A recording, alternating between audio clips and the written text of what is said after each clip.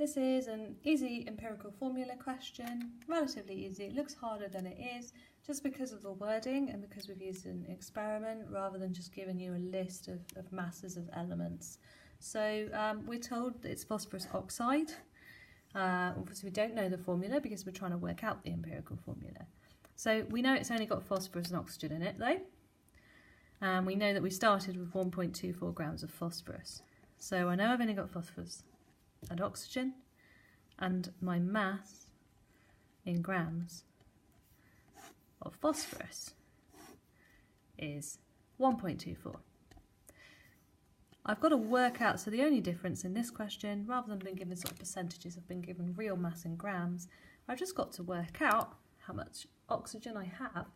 Well, it says burnt completely in oxygen and it gives me the final mass. So the amount that's gained must be my oxygen. So 2.84 minus 1.24 gives me my mass of oxygen, which is 1.6. If I was being really picky, I might write 1.60, but we're not being that picky right now. Then I need to look at the periodic table and just have a look for the relative atomic masses of both of those. So phosphorus is 31, oxygen is 16.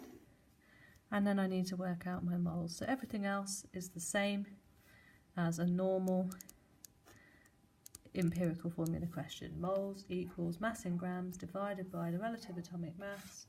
So I've got 1.24 divided by 31. And that gives me 0.04. I've got 1.6 divided by 16, and that gives me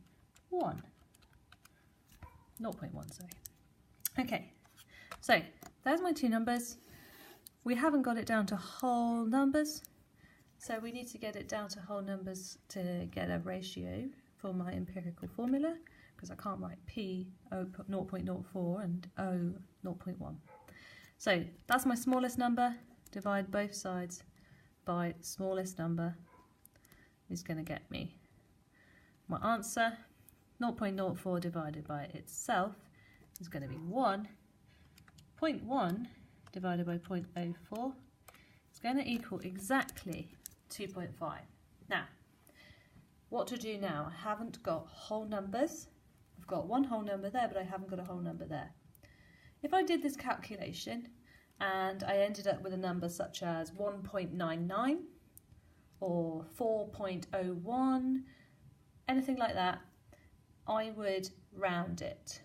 But this is not anywhere close to 2 or 3, it is bang in the centre.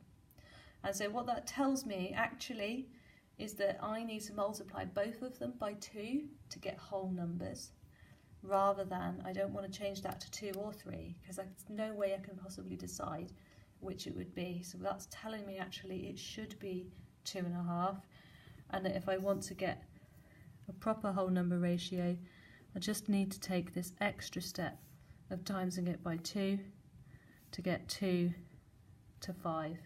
So my final empirical formula is P2O5.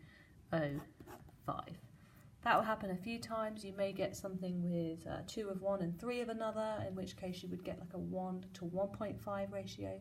So if you get something where it's exactly 0.5, then don't round it up, times everything by 2 so that you get whole numbers.